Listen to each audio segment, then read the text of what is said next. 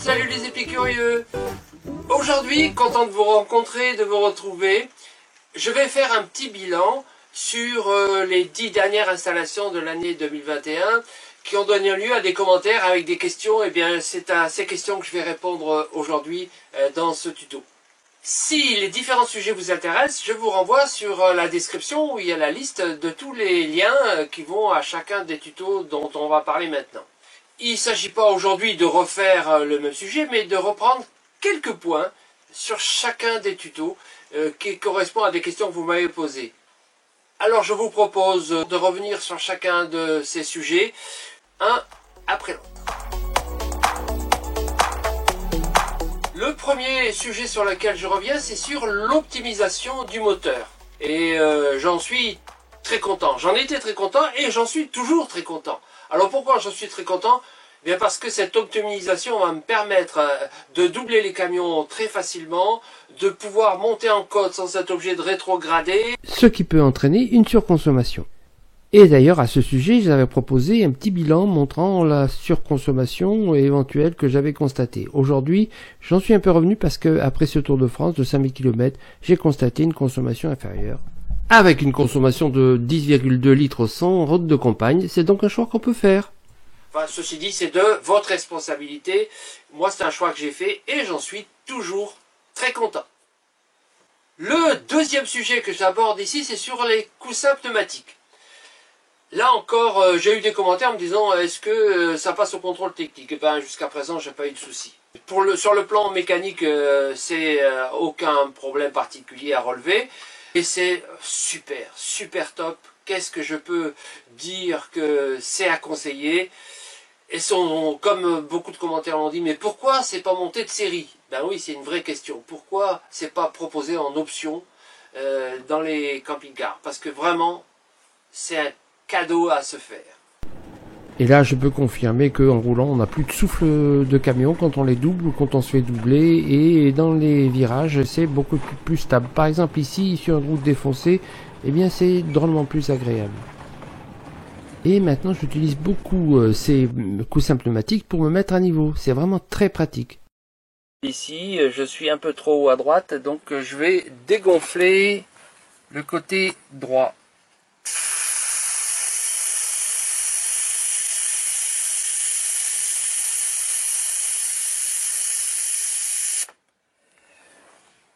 Confirmation, la bulle est revenue au bon endroit. Et voilà comment, avec un coussin gonflé correctement et à fond d'ailleurs à gauche et l'autre complètement dégonflé à droite, on a ici un niveau à bulle satisfaisant, qui est confirmé par l'autre niveau à bulle que j'ai placé ici au-dessus de la cuisine et qui me permet de vérifier que tout va bien, ce qui est le cas. On peut dormir tranquille à plat. Le troisième sujet que j'aborde, c'est sur un outil que j'ai depuis peu de temps et qui est pour moi une révélation parce que c'est vraiment un truc qui m'a satisfait. C'est le Spexor. Je vous en parle maintenant. Le matin au réveil, même dans la dinette, il était déjà vert clair et là après la préparation du petit déjeuner, ben, il est passé à orange. Donc il détecte vraiment l'air vicié du matin, d'où la nécessité d'ouvrir. Allez, on va vite ouvrir le lanterneau. Et on va voir après ce que ça donne.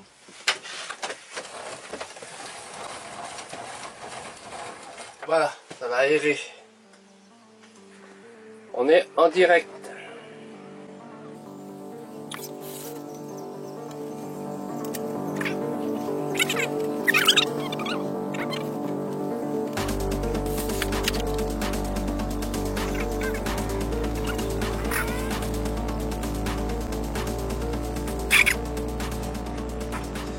Et ben voilà, au bout de 5 minutes d'aération, il est redevenu vert, tout à fait satisfaisant.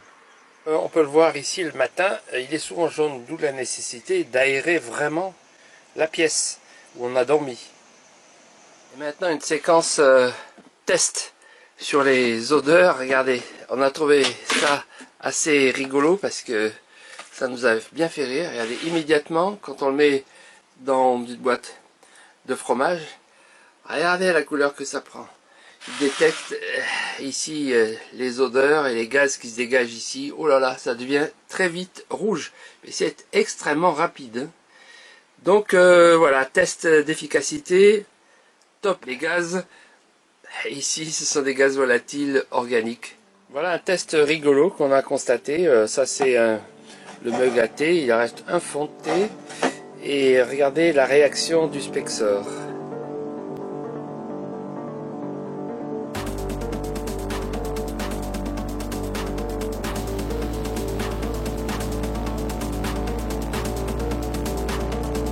Voilà, il a fallu à peu près 1 minute et demie pour arriver à transformer la couleur du vert au jaune à l'orange et maintenant au rouge. On peut dire que le Spector n'aime pas le thé. En tous les cas, il détecte quelque chose et je ne sais pas trop quoi en fait. Alors ce mode de clignotement, des lumières blanches qui clignotent de manière alternative, ça correspond au fait qu'il ne trouve pas de réseau. Donc il ne peut pas se mettre en route s'il ne trouve pas son propre réseau. Évidemment, on ne peut pas non plus le commander de l'extérieur si le téléphone lui-même n'est pas lui-même connecté. Et il ne faut pas oublier bien sûr son intérêt essentiel qui est que l'on peut sortir, faire des randonnées, laisser le camping-car en situation d'être surveillé par le Spexor et on est vraiment rassuré dans nos balades grâce à Spexor. Le quatrième sujet que j'aborde ici, c'est sur le petit boîtier Biolite qui permet d'avoir de l'eau de qualité dans le camping-car en permanence. Eh bien, j'en suis très satisfait. J'ai pas de soucis lorsque je fais mon plein d'eau. Je sais que l'eau que j'ai dans mes réservoirs et dans mon robinet est tout à fait potable. Je ferai seulement une petite remarque sur mon installation parce que j'ai eu des commentaires là-dessus et cette remarque, je vous la fais maintenant. Je vous rappelle que mon boîtier Biolite se trouve sous le frigo dans un espace qui est relativement réduit puisqu'il se trouve dessous le tiroir qui est là. Là, je vais l'ouvrir, je vais vous montrer, rappel. Voilà, le tiroir est enlevé. Et voilà l'emplacement de mon boîtier. Alors mon boîtier Biolite qui est là, il est posé horizontalement. Tout simplement parce que si je le mettais verticalement, il dépasserait de ce rebord et je pourrais plus fermer le tiroir. Donc je l'ai placé horizontalement. Si j'avais eu la place, j'aurais pu le mettre peut-être au fond, verticalement, mais là non plus j'avais pas la place. Alors pourquoi j'aborde ce sujet? Parce que on m'a posé la question et je me suis renseigné auprès des vendeurs et finalement ils préfèrent qu'on le mette verticalement. Alors pourquoi il vaut mieux le mettre verticalement plutôt que horizontalement? Tout simplement parce qu'il peut y avoir des formations de bulles d'air et ces bulles empêcherait le travail des rayons qui ne seraient plus efficaces lorsque l'eau serait bloquée par des bulles d'air. Donc il est conseillé de le mettre plutôt verticalement. Ceci dit, si vous comme c'est mon cas ici, quand ça fonctionne, on voit pas du tout de circulation d'air, notamment parce qu'il n'y a pas de prise d'air et que c'est peut-être le cas au début, donc il faut faire couler l'eau et après on vérifie qu'il n'y a pas de bulles et ça marche. Il n'y a pas de souci de ce côté-là. Cinquième sujet. Alors là, c'est une installation que j'ai faite, je pensais pas qu'elle allait être aussi intéressante et agréable pour moi, c'est l'Electrovan pour les eaux usées. Quel plaisir de pouvoir rester assis sans se casser le dos pour aller chercher la tirette pour la vidange. On arrive à la bombe de vidange, donc je vais allumer ma caméra, voilà, je peux suivre maintenant le mouvement, pour arriver exactement à l'orifice de vidange.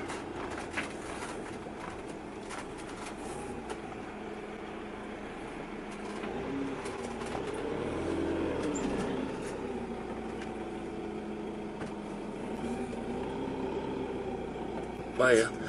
On est exactement sur la bonde et je vais pouvoir maintenant ouvrir ma vanne. La vanne étant ouverte, l'écoulement va se faire exactement au bon endroit. Ce système est bien agréable s'il pleut ou qu'il y a du vent. Et puis vider ses eaux régulièrement permet d'éviter, quand il fait chaud notamment, d'avoir des odeurs. et ceci se fait sans bouger de son camion. Alors évidemment, des fois on est obligé de sortir pour faire le plein d'eau, d'eau propre. Les eaux usées, je les fais plus souvent pour pas rouler avec le plein d'eau usée, hein, tout simplement. Hein. Et donc ça se fait très facilement. Sixième sujet, c'est un sujet de confort. Le matelas à mémoire de forme. Très très bien. On dort mieux qu'à la maison. C'est fantastique. On n'a pas à la maison la mémoire de forme. Du coup, la question se pose, c'est si on ne l'installe pas dans notre chambre permanente que lorsqu'on est sédentaire. Voilà. Et juste un petit souci que je vais relater avec vous ici. Si je vous montre ici cet espace qu'il y a, c'est parce que voilà, le seul souci qu'on a eu avec ce matelas à mémoire de forme, c'est que avec le temps, ben en fait, il glisse un peu et il finit par se décaler. Ici, vous voyez, il y a un petit espace, un écart qui provient du fait que, en bougeant dessus, j'imagine, il a tendance à reculer ce matelas. Alors évidemment, c'est pas plus compliqué que ça puisqu'il suffit de le pousser et dans ce cas-là, on le remet en place. Et donc dans ce cas-là, cette fois, il est au bon niveau. Alors pour éviter cela, il y a une solution qui consiste à mettre une housse ou un drap housse qui couvre la totalité. Malheureusement, les draps housses qu'on a, ils forment pas le rond ici. Du coup, ils tiennent pas bien. Alors j'ai trouvé une autre solution, en plus du drap housse qui existe de toute façon, et de la bordure que l'on peut faire ici, pour maintenir, pour pas qu'il recule, c'est de mettre ce type d'attache dessous et d'associer les deux matelas en les liant entre eux. Alors c'est un inconvénient mineur, mais c'est à faire. Septième sujet, la Fire TV. Alors la Fire TV, c'est une installation qui est tellement simple qu'on se demande pourquoi là aussi on l'a pas de série ou en option. En tous les cas, c'est facile à installer pour vous si vous ne l'avez pas, pour recevoir la télé dans le camion. Sans avoir antenne, sans avoir parabole satellite et simplement grâce à votre smartphone. Alors évidemment, quand on l'utilise tout le temps, ça peut être pénalisé par les datas que ça consomme dans votre forfait. Mais bon, nous qui consommons très peu juste pour voir les infos pour des événements particuliers, ça nous convient très bien. Donc c'est un conseil, utiliser la Fire TV pour regarder la télé dans le camping-car, à condition évidemment d'être dans des zones qui ne soient pas des zones blanches. Ça arrive quand même. Mais enfin bon, on peut se passer de télé quand on est dans le camping-car. Hein. Moi, j'en suis très content. Alors, l'installation du dispositif sur la télé est extrêmement simple.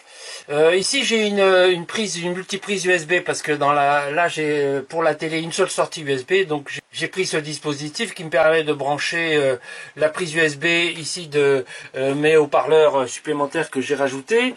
Et puis, j'ai aussi ici une clé USB qui me permet de stocker des films sans passer par le dispositif que je vais vous présenter ici. Et puis, j'ai d'autres entrées possibles pour l'alimentation. Et donc, pour l'alimentation de ce stick Fire TV, je le branche ici sur la prise USB, sans me tromper de sens. Voilà. Et pour l'autre partie, la fiche HDMI, je la branche sur la partie HDMI qui se trouve ici. Alors ça dépend de vos télés évidemment, mais toutes les télévisions modernes maintenant ont des fiches HDMI et puis des prises USB. Comme vous le voyez, l'installation est extrêmement simple. Huitième sujet, lancement Pocket. Alors, c'est partagé. Alors, c'est bien et en même temps, je l'utilise moins que je l'imaginais pour une raison pratique très simple, c'est la qualité du son. Je vous en parle tout de suite. Ce qui était intéressant dans l'Osmo Pocket, c'est de la sortir de la poche. Et voilà, c'est le cas. Alors ça, c'est vraiment très très pratique. Et donc maintenant, je l'ai tout le temps dans la poche. Et voilà, je vais pouvoir m'en servir facilement. Alors aujourd'hui, il y a du vent. Et j'ai dans l'autre poche et le micro. L'inconvénient du micro, c'est que il faut quand même parler très près. C'est un inconvénient mineur, mais j'ai constaté que lorsqu'il n'est pas très près, on entend mal. Déjà là, le son... Lorsqu'il y a pourtant 3 micros, lorsqu'on n'est pas très près, même à bout de bras comme ça et sur une perche encore moins, on n'entend pas. Heureusement, en montage, on peut remonter le son. Il reste de qualité, mais faible. Surtout avec la bonnette ici. Bon, voilà, c'est quand même très pratique, je suis très content de l'avoir, et surtout avec les images 4K, ça fait des images de très bonne qualité. 9e sujet. Vous vous souvenez pour le chauffage, le fait que des fois on est surchauffé quand on met le chauffage et des fois c'est pas réglé correctement, la régulation thermique, c'est un sujet que j'ai abordé et dans ce sujet vous m'avez renvoyé des commentaires disant que vous aviez trouvé la solution pour votre qualité de vie à l'intérieur lorsque vous chauffez. Eh bien nous aussi évidemment on en est très contents. Mais il y a une modification que j'ai apportée parce que j'ai eu un petit souci. C'est cela que je vous présente maintenant. Vous vous souvenez de la sonde? Eh bien j'avais prévu de l'installer ici, elle était ici rentrée dans son trou ici. Eh ben j'avais fait les réglages qui convenaient très bien pour vérifier qu'elle donne la bonne température par rapport à un niveau que j'avais estimé correct. Mais vous m'avez donné plein de commentaires intéressants, notamment sur le fait qu'il peut y avoir de la chaleur dégagée par la télé ici. Bon, ça n'a pas été le cas, puis on s'en sert très peu. Soit la proximité de la porte, avec la proximité éventuellement d'un lien froid ici. Ça n'a pas été le cas. Donc tout allait bien. Vous m'avez parlé aussi de courant d'air quand on ouvre et quand on ferme, qui va changer la qualité de la prise de température. Mais bon, quand on chauffe en général, la porte elle reste fermée, c'est pas un souci. Donc finalement, tout allait bien. Sauf que tous les tests que j'avais fait avec le frigo qui est juste à côté et qui fonctionnait pas. Or, quand il fonctionne, il chauffe toute la colonne qui est là. Et quand on a commencé à s'en resservir pour avoir la bonne température, on s'est aperçu que il fallait mettre un réglage pratiquement à 26 degrés pour arriver à avoir la température qu'on voulait pour qu'elle se déclenche. Tout simplement parce que la sonde qu'elle a, elle était dans cette colonne qui est chauffée. J'ai mis la main là et j'ai vu que c'était chaud. Depuis, je l'ai ressorti. Alors je l'ai ressorti et maintenant elle continue à fonctionner correctement comme ça, pendouillante. Alors il faut que je trouve une autre place. Je pense que la place, ça sera de l'autre côté, si j'arrive alors à mettre de ce côté-là. En tous les cas, ça fait partie des travaux que je vais devoir faire plus tard. Le 10e et dernier point que j'aborderai dans ce tuto, il y en a sûrement d'autres qui vont venir après si j'ai d'autres sujets à aborder, mais dans ce point-là, ça concerne le TPMS. Alors le TPMS, je l'ai là, hein, mais vous allez le voir pour la dernière fois parce que j'en suis pas content. J'en suis pas content pour la raison que je vous explique ici. Les pneus étaient gonflés à 5, ils sont marqués 5.2, 5.1. Là, c'était gonflé à 5.5, c'est marqué 5.8. Et celui-là, il est stabilisé à 6, alors que je l'ai dégonflé pratiquement à 0. Il est toujours 6, donc celui-là ne fonctionne pas. Bon, je vous rappelle quand même que l'installation a été faite à l'envers, ce qui fait qu'il faut le lire comme ça. Et la gauche étant à droite ici, pour le haut. Très intéressant et très pratique, hein, vous ne croyez pas? Alors, ceci dit, quand je roule, on va voir l'évolution. Parce que, évidemment, ça change en roulant. Et l'alarme que j'ai fixée ici à 6.5, elle sonne souvent. Du coup, je l'ai passée à plus de 7. Là, il se met en alarme parce que la pression baisse trop vite. On est passé de 6 à 5,7 et ça lui plaît pas. Alors, je ne sais pas si c'est la pression réelle ou pas, mais en tous les cas, c'est pas très performant quand même. Voilà, j'espère que ces mises au point et ces retours d'expérience vous seront utiles. Vous avez souvent posé des questions, j'y ai répondu. J'espère que si vous avez eu d'autres questions et si vous ne l'avez pas posé, j'y ai répondu aujourd'hui. Je vous donne rendez-vous au prochain tuto. Je ne sais pas encore lesquels exactement, mais vous inquiétez pas, il y a la production tous les vendredis. À bientôt, bye bye.